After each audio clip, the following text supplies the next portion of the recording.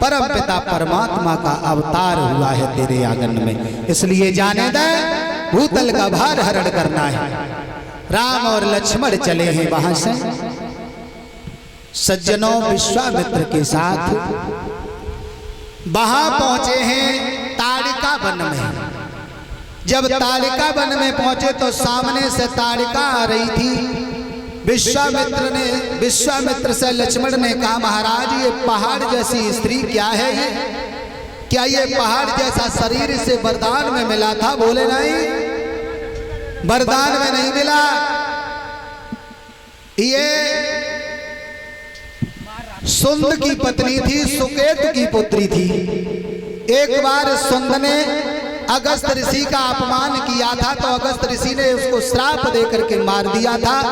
इसी के कारण ये ताड़िका जो रुष्ट होकर के अगस्त ऋषि से बदला लेने गई अपने पति का, तो अगस्त ऋषि ने इसको श्राप देकर के राक्षसी बना दिया है। उसी दिन से ये राक्षस प्रवृत्ति की हो गई और इसका शरीर विशाल राक्षस जैसा है।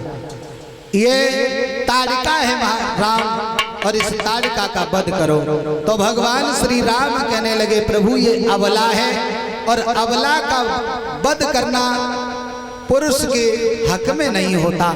तो विश्वामित्र कहने लगे हैं, राम अबला जब सबला हो जाती है तो उसका वध करना निश्चित हो जाता है। अबला जब तक अबला रहती है तो उसको मारना पाप होता है प्राणी के लिए, लेकिन अबला जब राक्षसी हो जाए तो मारने में कोई भी पाप नहीं लगता।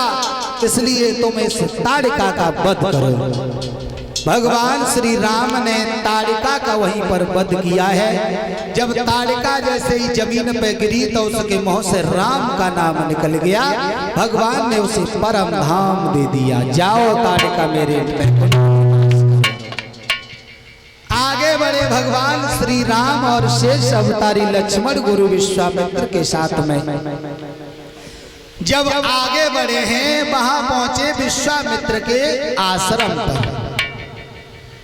भगवान श्री राम ने कहा है कि मुनिवर अब आप यज्ञ शुरू कीजिए, हम तुम्हारे यज्ञ की रक्षा करेंगे। तो भक्तजनों यज्ञ की रक्षा के लिए राम और लक्ष्मण दोनों खड़े हो गए। गुरु विश्वामित्र कुछ संतों के साथ में यज्ञ करने लगे। जैसे ही यज्ञ शुरू हुआ तो स्वाहा स्वाहा की ध्वनि जैसे ही राक्षसों ने सुनी तो राक्षस पे राक्षस निकल करके आने लगे।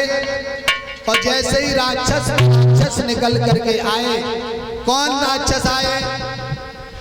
ताड़िका का पुत्र था जिसका नाम था मारीच, और मारीच का चचेरा भाई था जिसका नाम था सुबाहु। मारीच और सुबाहु को सगा भाई बताते, लेकिन वाल्मीकि रामायण में इसको सगा भाई नहीं बताया। ये चचेरे भाई थे दोनों। मारीच जो था वो ताड़िका का पुत्र था, सुंद के अंश से पैदा था, लेकिन सुबाहु जो था वो सुंद के छोटे भाई उपसुंद का लड़का था जिसका नाम था सुबाहु। माफ करें, रामायण में शंका हर जगह है, लेकिन शंका न करें। और जब मारीच और सुबाहु दोनों आए तो भगवान श्री राम ने एक ऐसा बाण मारा, बेनफर बाण राम एक मारा और सतयोजन गा सागर पारा। ऐसा बाण मारा बिना फर का। बिना फर किसे कहते हैं? जो बाण की नोक होती है, बिना नोक का बाण मारा भगवान ने। वो बाण ताड़िका के पुत्र मारीच के लगा जो 100 योजन दूर समुद्र के पार फेंक दिया लंका में।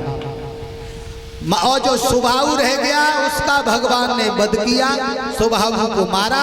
अन्य जो भी राक्षस आए उन राक्षसों का वध किया। उसके बाद विश्वामित्र के यज्ञ को पूर्ण कराया। इस तरीका से भगवान श्री राम ने विश्वामित्र के यज्ञ को पूर्ण किया है। इधर जनकपुर में सूखा पड़ गई। क्यों पड़ गई? इधर में लंकापति रावण जो था, इसने सारे संसार के राजाओं को जीत लिया और सभी राजाओं से टैक्स लेने लगा, कर लेने लगा। जो आज भी जीएसटी चल रही है, ये जीएसटी पहले भी देनी पड़ती थी हर इंसान को, लेकिन पहले कर के नाम पे देनी पड़ती थी, आज जीएसटी के नाम पर हो गई। तो हम लोग समझने लगे कि सरकार हमसे टैक्स लेने लगी, लेकिन टैक्स तो जी भैया सतयुग से चलो आए रहो पुराण। भाइयों, रावण सबसे टैक्स लेने लगा। रावण ने पूछा अपने मंत्री से कि मंत्री सबका टैक्स आ गया कि नहीं? बोले सबका आ गया, लेकिन ये लाल लाल गेरुआ कपड़ा जो पहने हैं ना महात्मा, इनने टैक्स ना दो। तो लंकापति रावण ने सप्त ऋषियों का खून खिंचवाना शुरू कर दिया। क्यों? क्योंकि संतों से कहा तुम टैक्स दो, तो संतों ने कहा हमारे पास कुछ भी नहीं है, केवल ये शरीर है, हड्डियां हैं और खून है शरीर में, अगर तुम्हें लेना हो तो ले लो। तो रावण ने शरीर में से खून खिंचवाना शुरू कर दिया और वही खून खिंचवा खिंचवा करके एक घड़ा में रख दिया। जब घड़ा में रख दिया, एक जगह तो ये प्रमाण मिलता है कि उस खून को घड़ा में रखा, तभी आकाशवाणी हुई कि रावण ये घड़ा तूने जहां रख दिया उसी जगह का विनाश हो जाएगा। तो रावण ने वही घड़ा जनकपुर में गड़वा दिया था, जनक के यहाँ। लेकिन एक प्रमाण ये बताया जाता है कि रावण ने घड़ा जो था अपने घर पर रख दिया और तपस्या करने के लिए चला। मंदोदरी से ये कह दिया कि इसको छूना नहीं, लेकिन मंदोदरी पता नहीं क्या समझती थी, उसको पान कर गई तो मंदोदरी गर्भ धारण करती है। अब सोचा कि पति घर पे नहीं है, समाज का डर है, लाज का डर है, लोग का डर है, तो मंदोदरी ने जंगल में जाकर के गर्भपात करा दिया और वही गर्भपात ले जाकर के एक घड़ा में बंद करके जनकपुर में गड़वा दिया था। लेकिन वही घड़ा, अब ये दो प्रमाण तो हमें मिले हैं, जो सो तुम्हें अच्छा लगे सो तुम मान लियो, और जो तुमने भैया पढ़ो हो सुनो हो सो तुम अपो मानियो। रामायण में शंका मत करियो, क्योंकि बहुत रामायण हैं।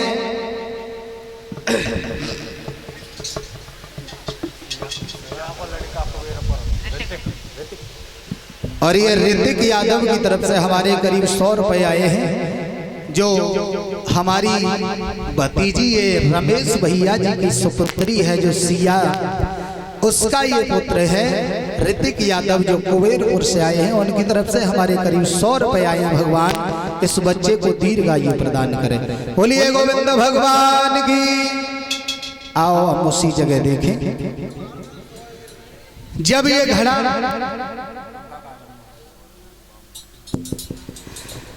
जाकर के रखवा दिया, कहाँ? जनकपुर में।